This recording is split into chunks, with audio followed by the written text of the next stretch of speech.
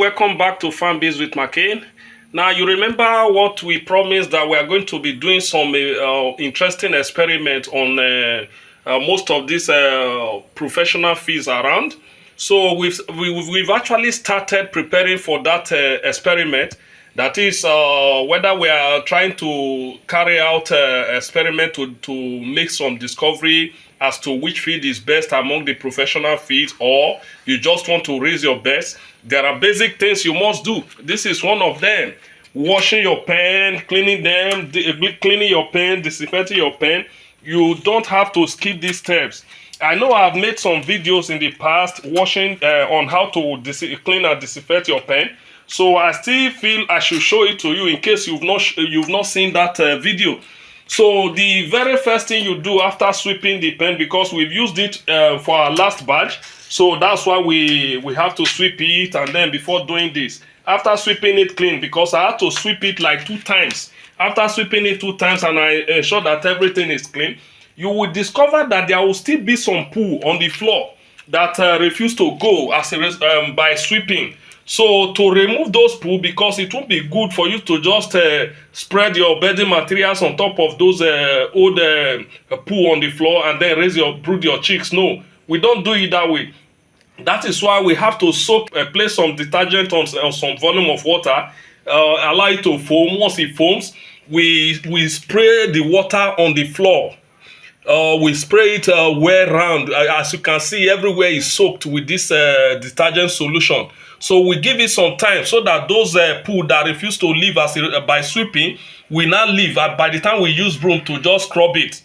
So this is the essence of doing this. After doing this, using broom or brush or hard stuff to wash the floor clean, we will not have to rinse it like several times until we discover that those poo, something like this that you can see here right now, until those poo are no longer there, before we know that it's clean enough for us to come and disinfect. So after doing this cleaning, we will need to wait for the pen to dry up, maybe after like 24 hours. Once the pen is dried up, then we cannot come and disinfect. As I always say, there are chemicals around that you can use to clean and disinfect your pen before stocking your beds. But due to the cost and all of that, I don't normally go for those expensive chemicals to really disinfect my pen. What I do, I either make use of a high concentration of hypo, or high concentration of jig solution to disinfect my pen after washing it with detergent like this. So once that is done, it's okay, it's safe for me to brood my best. I have not had any issue. This is how I've been doing it.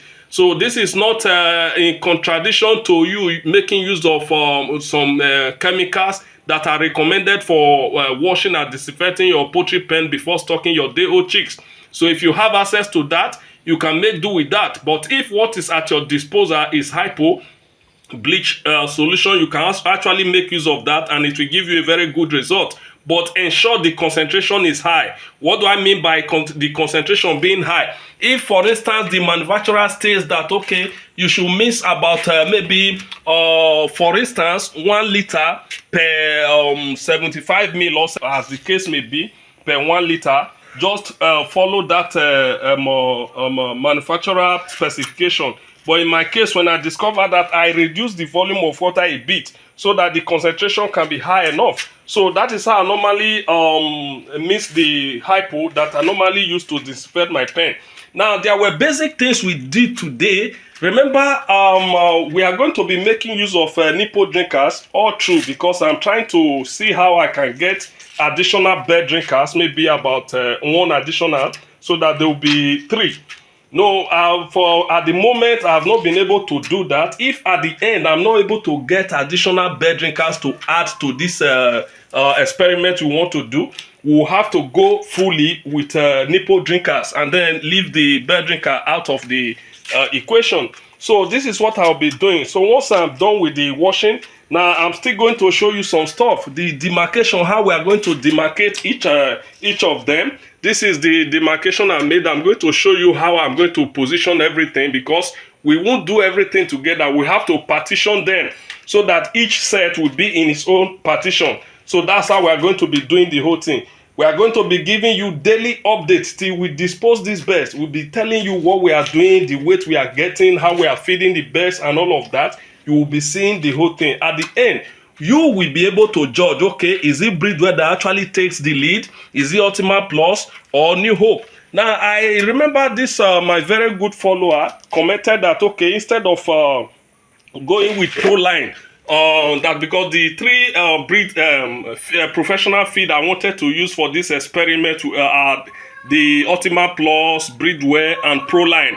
But based on his suggestion, I have to go with the New Hope. Though I looked around, I was able to get a place that they said they sell the feed. But my question to the shop owner was that, okay, do you always have this feed?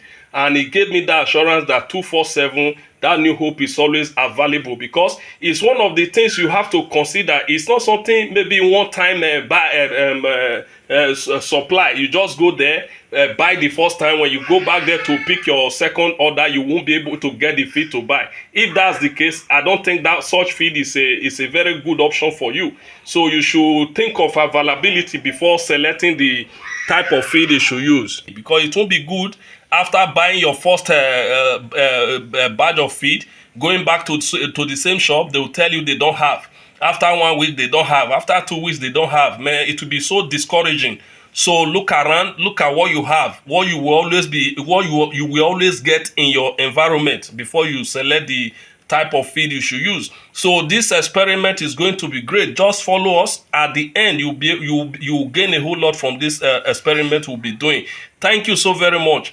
This is Farmbiz with Markay. In this channel, we show you how to maximize profit in farming through creativity. Now, maximizing profit in farming, this is one of the ways, because we don't just want you to go and choose anyhow professional feed, all in the name of professional feed. At the end, when we are done with this experiment, you should be able to tell, okay, this feed will definitely give you so weight by day 35. This feed will definitely give you so weight by day 35. That's the whole purpose of this. Thank you so very much. If you find this video helpful, in a way to say thank you, kindly do where to hit the subscribe button, turn on the notification icon, like, comment, and share, as this will help us to reach a larger audience. Thank you so very much.